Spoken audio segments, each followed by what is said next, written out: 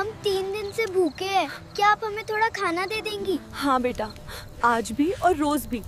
Footpath पर खाना बेचने वाली एक महिला रोज 3 अनाथ बच्चों को खाना खिलाती थी। 25 साल बाद उसी ढाबे के सामने 3 लग्जरी कार आकर रुके। गाड़ी से उतरे 3 अमीर आदमी ने उस गरीब बूढ़ी औरत की पैर छुए और उसकी जिंदगी बदल दी। दोस्तों, दिल को छू लेने वाली कहानी की पूरी सच्चाई जानने के लिए वीडियो को अंत तक जरूर देखें। शांतिपुर की तंग गलियों के बीच बना वो छोटा सा घर, जहां चमेली की बेल मुख्य द्वार पर लिपटी रहती थी, राधा और हरीश का आशियाना था। राधा के लिए वो घर सिर्फ ईंट पत्थरों का ढांचा नहीं, बल्कि उसके सपनों का मंदिर था। हरीश, जो एक निजी दफ्तर में मामूली क्लर्क था, स्वभाव से बेहद सरल और मृदुभाषी था। उनकी शादी को 5 साल बीत चुके थे। इन 5 सालों में प्रेम तो बहुत था, लेकिन घर के आंगन में वो किलकारी नहीं गूंजी थी जिसकी हसरत हर सुहागन को होती है। राधा अक्सर शाम को खिड़की के पास बैठकर पड़ोस के बच्चों को खेलते देखती और चुपके से अपनी सूनी गोद पर हाथ रख लेती। उसकी आंखों में एक अजीब सी वीरानी तैर जाती, जिसे वो दुनिया से छिपाए रखती थी। इस वीरानी को और भी गहरा कर देती थी उसकी सास, सावित्री देवी। सावित्री देवी का व्यक्तित्व किसी सख्त चट्टान जैसा था, जिसकी कड़वाहट राधा को रोज सहनी पड़ती थी। एक सुबह जब राधा आंगन की सफाई कर रही थी, सावित्री देवी ने ताना मारते हुए कहा, 5 साल हो गए राधा, हरीश ने अगर किसी ऐसी लड़की से शादी की होती जो उसे वंश दे पाती, तो आज मेरी बूढ़ी आंखों को अपने पोते का मुंह देखने को मिल जाता। तू तो पत्थर की मूरत निकली, जिससे सिर्फ उम्मीदें टूटती हैं। राधा के हाथ से झाड़ू छूट गया। उसकी पलकें भीग गईं, पर उसने पलटकर कोई जवाब नहीं दिया। वो बस धीरे से रसोई में चली गई और अपनी सिसकियों को आंचल में दबा लिया। हरीश अपनी पत्नी की इस खामोश पीड़ा को समझता था। एक रात उसने राधा का हाथ अपने हाथ में लेकर बहुत ही कोमल स्वर में कहा, राधा, मैं तुम्हें इस घुटन भरे माहौल से दूर ले जाना चाहता हूं। चलो कुछ दिन मनाली की वादियों में बिताते हैं। वहां का सुकून शायद तुम्हारे जख्मों पर मरहम लगा दे। राधा ने मना करने की कोशिश की, पर हरीश की आंखों में छिपे प्यार को देख वो टाल न सकी। मनाली की बर्फीली हवाओं और पहाड़ों की ऊंचाइयों के बीच वे 10 दिन किसी जादू की तरह बीते। वहीं एक पुराने शिव मंदिर की सीढ़ियों पर उनकी मुलाकात एक सिद्ध पहाड़ी बाबा से हुई। बाबा की सफेद दाढ़ी और शांत आंखों ने जैसे राधा के अंतर्मन को पढ़ लिया। राधा की व्यथा जानकर बाबा ने उसे कुछ पहाड़ी जड़ी बूटियां दी और उसके सिर पर हाथ रखकर आशीर्वाद देते हुए धीमे स्वर में कहा, धीरज रख बेटी, प्रकृति कभी किसी का हाथ खाली नहीं छोड़ती। अब तेरी गोद सूनी नहीं रहेगी, ये महादेव का संकेत है। उन शब्दों ने राधा के मुरझाए मन में उम्मीद की एक नई कोंपल जगा दी। मनाली से लौटने के बाद राधा के दिन बदलने लगे। उसे अक्सर थकान महसूस होती और सुबह के वक्त जी मिचलाने लगता। एक दोपहरी जब वो घर का जाला साफ कर रही थी, अचानक उसके सिर में तेज चक्कर आया और वो फर्श पर बेसुध होकर गिर पड़ी। जब उसकी आंखें खुलीं तो उसने खुद को हरीश की गोद में पाया। हरीश के चेहरे पर गहरी चिंता थी। वो उसे पानी पिलाते हुए घबरा कर बोला, राधा, तुम ठीक तो हो? मैं तुम्हें अभी डॉक्टर के पास ले जाता हूं। तभी अचानक हरीश के फोन की घंटी बजी। उसके दफ्तर से कॉल था। कंपनी के एक बड़े प्रोजेक्ट में भारी तकनीकी खराबी आ गई थी और उसका तुरंत पहुंचना अनिवार्य था। हरीश ने बेहद मजबूरी में राधा के माथे को चूमते हुए कहा, राधा, मुझे ऑफिस निकलना ही होगा। तुम टैक्सी करके पास वाले क्लिनिक चली जाओ। मैं सीधा वहीं पहुंचने की कोशिश करूंगा। अपना ध्यान रखना मेरी जान। राधा अकेले क्लिनिक पहुंची। डॉक्टर ने कुछ टेस्ट किए और फिर मुस्कुराते हुए फाइल राधा की ओर बढ़ाई। मुबारक हो राधा जी, आप मां बनने वाली हैं, डॉक्टर ने कहा। राधा को लगा जैसे पूरी कायनात थम गई है। उसकी आंखों से खुशी के आंसू झरझर बहने लगे। उसने कांपते हाथों से तुरंत हरीश को फोन लगाया। हरीश उस समय अपनी कार से तेज गति में हाईवे पर था। जैसे ही उसने फोन उठाया, राधा ने चहकते हुए और सिसकते हुए कहा, हरीश सुनिए, हम माँ बाप बनने वाले हैं। बाबा का आशीर्वाद सच हो गया। हमारे घर नन्हा मेहमान आने वाला है। ये सुनते ही हरीश की खुशी का ठिकाना न रहा। उसने कार के स्टीयरिंग पर हाथ मारते हुए चिल्लाकर कहा, क्या सच? राधा, मैं सबसे खुशकिस्मत इंसान हूं। मैं अभी क्लिनिक आ रहा हूं। हम साथ में अपनी इस नई जिंदगी का जश्न मनाएंगे। मैं अपना केस खुद लड़ूंगा और दुनिया को दिखा दूंगा कि। लेकिन उसका वाक्य अधूरा रह गया। फोन के दूसरी तरफ राधा को एक जोरदार चीख और फिर धातु के टकराने की भयानक आवाज सुनाई दी। हरीश, हरीश, राधा चिल्लाई, पर वहां सिर्फ एक डरावना सन्नाटा था। राधा क्लिनिक के बाहर बदहवास होकर सड़क पर दौड़ने लगी। बार बार कॉल मिलाती रही, पर फोन नहीं लगा। तभी उसके फोन पर एक अज्ञात नंबर से कॉल आया। एक पुलिस अधिकारी ने अत्यंत भारी आवाज में पूछा, क्या आप हरीश जी की पत्नी हैं? हाईवे पर एक भयानक एक्सीडेंट हुआ है। आपके पति की कार एक अनियंत्रित ट्रक से टकरा गई है। हरीश जी अब इस दुनिया में नहीं रहे। राधा के हाथ से फोन और उसकी प्रेगनेंसी रिपोर्ट दोनों सड़क पर गिर गए। बारिश की चंद बूंदों ने उस रिपोर्ट को गीला कर दिया। कुछ ही पलों पहले जिसे अपनी कोख में नई जिंदगी का एहसास हुआ था, उसे क्या पता था कि उसी पल उसकी पूरी दुनिया उजड़ चुकी थी। वो वहीं जमीन पर बैठ गई। न उसके पास आंसू थे और न ही आवाज, बस एक अंतहीन अंधेरा उसके सामने था। हरीश की मृत्यु का समाचार राधा के लिए केवल एक खबर नहीं, बल्कि उसके समूचे अस्तित्व का अंत था। अस्पताल का वो गलियारा, जहां कुछ घंटों पहले वो मातृत्व की खुशी में झूम रही थी, अब किसी शमशान सा शांत और भयावह लग रहा था। हवा में फैली फिनाइल की तीखी गंध और दीवारों की सफेदी राधा की आंखों में चुभ रही थी। वो एक बिस्तर पर निर्जीव सी पड़ी थी। उसकी नजरें छत पर लगे पंखे की धीमी गति पर टिकी थीं, पर उसे कुछ भी साफ दिखाई नहीं दे रहा था। उसके कानों में अब भी हरीश की वो आखिरी खुशी भरी चीख गूंज रही थी। तभी कमरे का भारी दरवाजा धीरे से खुला और डॉक्टर अंदर आए। उनके चेहरे पर छाई गंभीरता ने बिना बोले ही बहुत कुछ कह दिया था। डॉक्टर ने राधा के पास आकर बहुत ही धीमी और संवेदना भरी आवाज में कहा, राधा जी, खुद को संभालिए। अत्यधिक मानसिक आघात और भारी रक्तस्राव के कारण हम आपके गर्भ को नहीं बचा सके। आपका गर्भपात हो गया है। ये सुनते ही राधा के भीतर जैसे कुछ टूट कर बिखर गया। वो न तो रोई, नहीं चिल्लाई, बस उसकी आंखों से आंसुओं का एक सैलाब बह निकला। एक ही दिन में नियति ने उससे उसका सब कुछ छीन लिया था। वो हमसफर जो उसकी ढाल था, और वो नन्हा सपना जो अभी उसके भीतर आकार लेना शुरू ही हुआ था। अभी वो इस असहनीय पीड़ा को महसूस ही कर रही थी कि कमरे का दरवाजा एक झटके से खुला। सावित्री देवी, जिनका सफेद लिबास उनके विधवा होने की गवाही दे रहा था, अंदर दाखिल हुईं। उनकी आंखों में पुत्र के खोने का दुख तो था, पर उससे कहीं ज्यादा राधा के प्रति नफरत और जहर भरा था। वे राधा के बिस्तर के पास पहुंची और अपनी उंगली उसकी ओर उठाते हुए दहाड़ कर बोली, देख लिया अपनी मनहूसियत का तमाशा? खा गई ना मेरे जवान बेटे को। मैंने तो उसी दिन कहा था कि ये लड़की हमारे घर के लिए काल है। तू सिर्फ एक अपशगुन है राधा, जिसने इस घर की खुशियों को निगल लिया। राधा ने कांपते हाथों से अपनी सास के पैर पकड़ने की कोशिश की और रुंधे हुए गले से गिड़गिड़ाते हुए कहा, माँ जी, ऐसा मत कहिए। मेरा तो सब कुछ लुट गया। मैंने अपना बच्चा भी खो दिया, हरीश की आखिरी निशानी भी चली गई। लेकिन सावित्री देवी का पत्थर जैसा दिल जरा भी नहीं पसीजा। उन्होंने घृणा से अपना पैर पीछे खींच लिया और चिल्लाई, कैसा बच्चा? वो तो मेरे वंश का चिराग था, जिसे तूने अपनी काली छाया से जन्म लेने से पहले ही बुझा दिया। तू इतनी अभागन है कि तेरी वजह से मेरा बेटा मरा और तेरे ही पापों के कारण वो नन्हा जीव भी मर गया। अब यहां सहानुभूति का ढोंग मत कर। मुझे पता है तू अब हरीश की जायदाद पर नजर गड़ाए बैठी है, पर याद रखना, मैं एक अपशगुन औरत को अपने बेटे की कमाई को हाथ भी नहीं लगने दूंगी। इस घर के दरवाजे तेरे लिए हमेशा के लिए बंद है। राधा सन्न रह गई। उसे विश्वास नहीं हो रहा था कि जिसे उसने मां माना, वो उसे इस हाल में सड़क पर फेंकने के लिए तैयार थी। सावित्री देवी ने उसे धक्का देते हुए कहा, निकल जा यहां से। अपनी ये मनहूस सूरत लेकर कहीं भी मर जा, पर मेरे सामने फिर कभी मत आना। 3 दिन बाद जब राधा को अस्पताल से छुट्टी मिली, तो उसके पास सिर छिपाने के लिए कोई छत नहीं थी। उसके माता पिता सालों पहले दुनिया छोड़ चुके थे और ससुराल वालों ने उसे कुलक्षणी कहकर धुतकार दिया था। वो अस्पताल के गेट पर एक छोटे से थैले के साथ खड़ी थी। चिलचिलाती धूप उसके चेहरे को झुलसा रही थी, पर उसके भीतर एक बर्फीली खामोशी छाई थी। सड़क पर गाड़ियां सरपट दौड़ रही थीं, पर राधा के लिए समय जैसे ठहर गया था।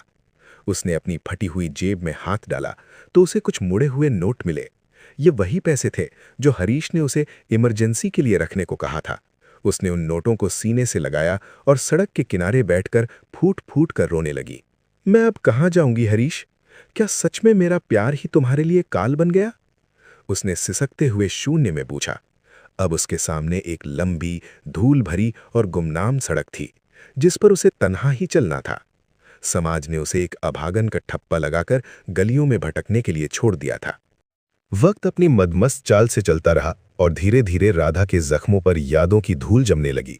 ससुराल की चौखट से धुतकारे जाने के बाद राधा ने शहर के एक शोर शराबे वाले रेलवे स्टेशन के पास की एक तंग और बदबूदार बस्ती में पनाह ली। उसके पास रहने को ईंटों की 4 दीवारें और ऊपर टपकती हुई टीन की छत थी। शुरुआती रातें उसने जमीन पर बिछे फटे कंबल और हरीश की फटी हुई कमीज को सीने से लगाकर रोते हुए काटी, लेकिन जल्द ही उसे एहसास हो गया कि आंसू उसकी भूख नहीं मिटा सकते। उसे याद आया कि हरीश अक्सर स्वाद लेकर खाना खाते हुए कहता था, राधा, तुम्हारे हाथों के हुनर में तो साक्षात अन्नपूर्णा का वास है। ऐसा स्वाद बड़े होटलों में भी नहीं मिलता। पति के उन्हीं शब्दों को उसने अपनी ताकत बनाया। उसने अपने बचे खुचे गहने बेचकर एक पुराना लकड़ी का ठेला खरीदा और उसे अपनी मेहनत से चमकाया। सड़क के एक धूल भरे कोने पर राधा की रसोई का छोटा सा बोर्ड टंग गया। संघर्ष के वे दिन रूह कपा देने वाले थे। सुबह के धुंधलके में जब दुनिया सो रही होती, राधा चूल्हा सुलगाती और मसालों की खुशबू में अपना गम घोल देती। चिलचिलाती धूप में घंटों खड़े रहकर वो मजदूरों और राहगीरों को सस्ता और शुद्ध खाना खिलाती। कभी नगर निगम वाले ठेला हटाने आ जाते तो कभी स्थानीय गुंडे मुफ्त खाने की धौंस जमाते, पर राधा अडिग रही। वो बस इतना कहती, मैं अपना केस खुद लड़ूंगी, मुझे किसी के रहम की जरूरत नहीं है। एक उदास शाम, जब सूरज ढल चुका था और आसमान में स्याही घुलने लगी थी, राधा अपनी दुकान समेट रही थी। तभी उसकी निगाह सड़क के दूसरी ओर एक पुराने बरगद के पेड़ के नीचे पड़ी। वहां 3 छोटे बालक एक दूसरे से चिपक कर बैठे थे। उनकी शक्लें, कद और यहां तक कि बैठने का अंदाज भी बिल्कुल एक जैसा था। वे तिड़वा थे। उनके फटे हुए कुर्ते और धूल से सने चेहरे उनकी गुर्बत की कहानी कह रहे थे। उनकी आंखें राधा के खाली पतीले को ऐसे निहार रही थीं जैसे उसमें उन्हें अपनी पूरी कायनात दिख रही हो। राधा ने अपना हाथ हिलाकर उन्हें पास बुलाया। वे तीनों सहमे हुए डरे डरे कदमों से पास आए। राधा ने उनकी आंखों में झांका, जहां भूख की एक अजीब सी तड़प थी। उसने कोमल स्वर में पूछा, बेटा, तुम यहां अकेले क्या कर रहे हो? तुम्हारे घरवाले कहाँ हैं? उनमें से एक ने अपनी फटी आस्तीन से नाक पोंछते हुए कहा, हमारी मां मर गई और बापू हमें छोड़कर कहीं चले गए। हम 3 दिन से कचरे में खाना ढूंढ रहे हैं। ये सुनकर राधा का कलेजा जैसे फटने लगा। उसे अपनी कोख की वो शून्यता याद आई जिसने उसे रातों को सोने नहीं दिया था।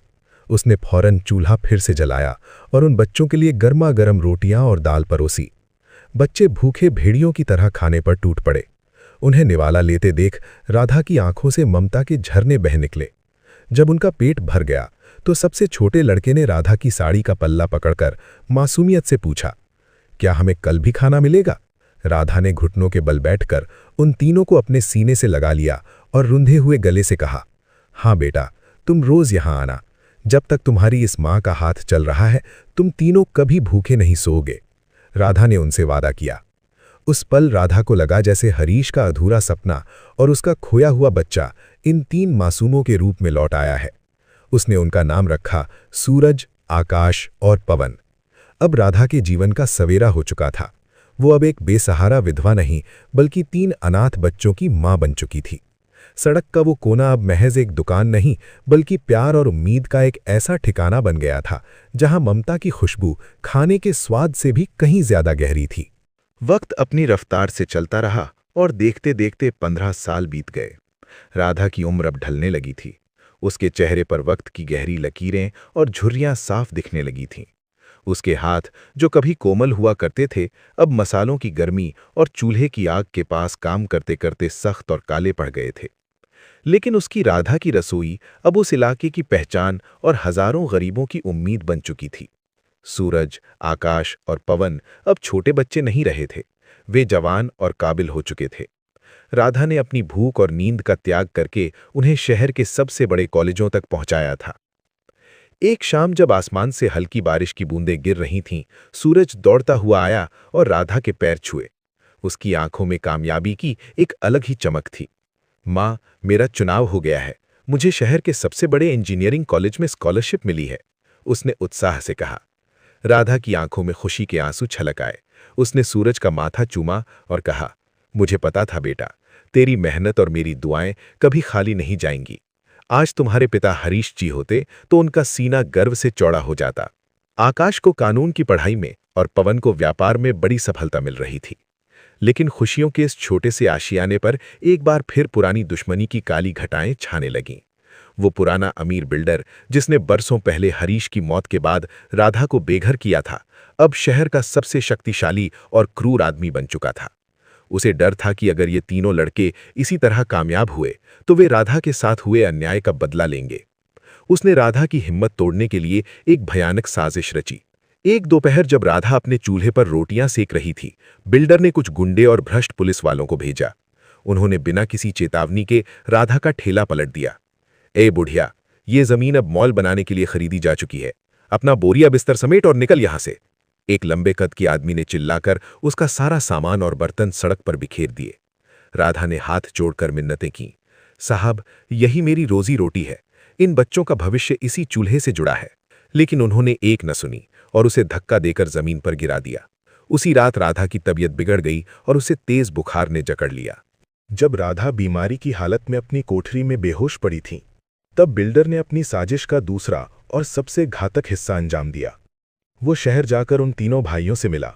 उसने उन्हें कुछ जाली दस्तावेज और पुरानी तस्वीरें दिखाईं और उनके दिमाग में जहर भरते हुए कहा, तुम जिसे अपनी फरिश्ता माँ समझते हो, वो असल में तुम्हारे माता पिता की मौत की गुनहगार है। उसने और उसके पति हरीश ने मिलकर तुम्हारे असली माँ बाप को मारा था।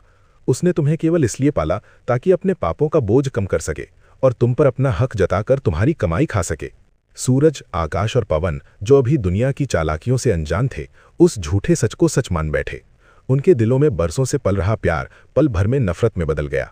वे उसी रात गुस्से में भरे हुए राधा की कोठरी में पहुंचे। राधा ने जैसे ही देखा कि उसके तीनों बेटे आए हैं, उसने बीमारी की हालत में भी मुस्कुराकर उन्हें पास बुलाना चाहा। मेरे बच्चों, तुम आ गए। देखो, माँ ने तुम लोगों के लिए खीर बनाई है। तभी सूरज ने गुस्से में खीर की थाली को एक झटके में पैर से मार दिया। बस कीजिए, हमें सब पता चल गया है कि आप कितनी बड़ी धोखेबाज हैं। आपने सिर्फ अपने पाप छुपाने के लिए हमारा इस्तेमाल किया, सूरज ने कड़वाहट से कहा। राधा सन्न रह गई। उसे अपनी आंखों पर यकीन नहीं हो रहा था कि ये वही बच्चे हैं जिन्हें उसने अपने खून पसीने से सींचा था।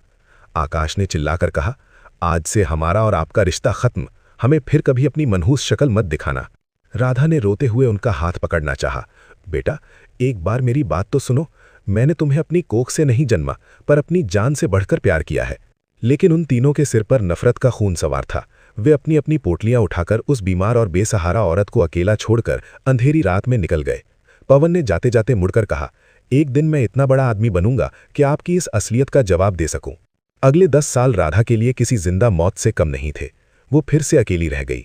उसका शरीर और भी बूढ़ा और जर्जर हो गया। वो एक एक पैसे के लिए मोहताज हो गई।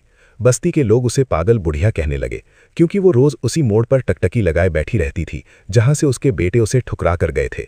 उसने हरीश की वो पुरानी घड़ी अपनी कलाई पर आज भी बांध रखी थी। वो घड़ी जो अब बंद हो चुकी थी, बिल्कुल राधा की उम्मीदों की तरह। वक्त की चक्की चलती रही और राधा की जिंदगी की शाम और भी धुंधली हो गई। अब वो 60 साल की हो चुकी थी। उसकी आंखों की रोशनी कम हो गई थी और वो मुश्किल से चल पाती थी। जिस चूल्हे पर वो कभी पकवान बनाती थी, अब वहां सिर्फ एक छोटा सा मिट्टी का बर्तन रहता था जिसमें वो 2 वक्त की सूखी रोटियां सेंक लेती थी। गली के लोग उसे बीमार बुढ़िया कहकर पुकारते थे। वो अक्सर रात के सन्नाटे में बड़बड़ाती थी, सूरज, आकाश, क्या तुम्हें आज भी खीर पसंद है? उसके पास अब कुछ नहीं बचा था सिवाय उन यादों के जो अब जहर की तरह उसे भीतर से काट रही थीं। उधर शहर में वो ताकतवर बिल्डर अब अपनी आखिरी सांसें गिन रहा था। मौत के डर ने उसके भीतर के जमीर को जगा दिया था।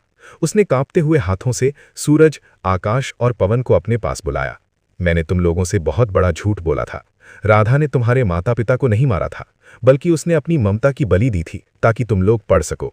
वो जमीन, वो घर, सब मैंने धोखे से छीना था, बिल्डर ने खांसते हुए कहा और अपनी अलमारी की चाबी उन्हें सौंप दी जिसमें सारे असली दस्तावेज रखे थे। ये सुनते ही तीनों भाइयों के पैरों तले जमीन खिसक गई। जिस औरत को उन्होंने अपशकुन और कातिल कहकर छोड़ दिया था, वो तो उनकी असली रक्षक थी। सूरज की आंखों में खून उतर आया। आकाश सिसकने लगा और पवन ने दीवार पर हाथ मारते हुए चिल्लाकर कहा, हमने ये क्या कर दिया? हमने अपनी ही मां का गला घोंट दिया। उनके पास अब दौलत थी, शोहरत थी, लेकिन रूह में एक ऐसा जख्म हो गया था जिसे कोई मरहम नहीं भर सकता था। अगले दिन उस पुरानी और धूल भरी बस्ती में एक ऐसा नजारा दिखा जो वहां के लोगों ने कभी नहीं देखा था।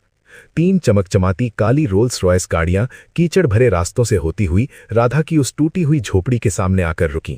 गाड़ियों की चमक देखकर बस्ती के बच्चे और बड़े सब अपनी जगह थम गए। गाड़ियों के दरवाजे खुले और उनमें से 3 प्रभावशाली पुरुष बाहर निकले, लेकिन उनके चेहरे पर कोई अहंकार नहीं था, केवल गहरा दुख और शर्मिंदगी थी। राधा उस वक्त अपनी झोपड़ी के बाहर एक पत्थर पर बैठी थी। उसके हाथ में फटी हुई पुरानी ओढ़नी थी। सूरज ने जैसे ही अपनी मां को उस जर्जर हालत में देखा, वो भागकर उसके पास पहुंचा और वहीं कीचड़ में घुटनों के बल गिर गया। मां, मुझे मार लो माँ, मैं अपराधी हूँ। मैंने अपनी माँ पर शक किया। मैं जीने के लायक नहीं हूँ। सूरज ने राधा के पैरों को पकड़कर जोर जोर से रोते हुए कहा।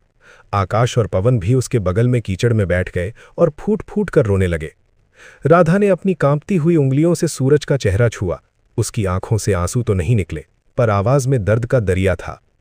मैं तुम्हें कब का माफ कर चुकी थी बच्चों, पर मेरा दिल उस दिन टूट गया था जब तुमने मेरी ममता को ही झुठला दिया था। मुझे तुम्हारी गाड़ियां नहीं चाहिए थीं, मुझे बस तुम्हारा यकीन चाहिए था, उसने रुंधे हुए गले से कहा। पवन ने अपना सिर राधा की गोद में रख दिया और बोला, माँ, हम आपको वापस लेने आए हैं। अब आप इस नर्क में एक पल भी नहीं रहेंगी। मैं अपना केस खुद लड़ूंगा और उस बिल्डर के खानदान से पाई पाई का हिसाब लूंगा जिसने हमें आपसे दूर किया। राधा ने सबको उठाया और उनके माथे चूमे। माँ कभी अपने बच्चों से नफरत नहीं कर सकती, चाहे वो कितने भी बड़े अपराधी क्यों न बन जाएं, उसने कहा। वे तीनों उसे सहारा देकर उन आलीशान गाड़ियों की ओर ले गए। पूरी बस्ती तमाशबीन बनी देखती रही कि कैसे एक तिरस्कृत बुढ़िया आज एक रानी की तरह विदा हो रही थी। शहर पहुंचकर उन तीनों भाइयों ने अपने सबसे बड़े बंगले का नाम राधा निवास रखा, लेकिन राधा ने चैन से बैठना पसंद नहीं किया। उसने अपने बेटों से कहा, अगर सच में प्रायश्चित करना चाहते हो तो मेरे नाम से एक राधा मेमोरियल आश्रम बनवाओ, जहां किसी भी अनाथ बच्चे को उसकी मां से दूर न किया जाए और कोई भूखा न सोए। आज राधा उसी आश्रम की रसोई संभालती है, लेकिन अब उसके पास हजारों बच्चे हैं और उसके 3 बेटे हर शाम उसके हाथ की वही सादी रोटी खाने आते हैं। हरीश की वो पुरानी तस्वीर अब आश्रम के मुख्य द्वार पर लगी है, जैसे वो मुस्कुराकर कह रहे हों कि प्यार और सच्चाई कभी नहीं हारती। दोस्तों, आपको ये कहानी कैसी लगी? अपनी राय हमें कमेंट में जरूर बताइए। अगर कहानी अच्छी लगी हो तो वीडियो को लाइक कीजिए और अपने दोस्तों के साथ शेयर करना ना भूलिए। और हाँ, आप ये वीडियो कहाँ से देख रहे हैं, अपने प्यारे गांव या शहर का नाम भी कमेंट में जरूर लिखिए। ऐसी ही और दिल छू लेने वाली कहानियां सुनने के लिए हमारे चैनल पहली दफा स्टोरीज को सब्सक्राइब करना ना भूलें। मिलते हैं अगली कहानी के साथ, तब तक के लिए जय हिंद।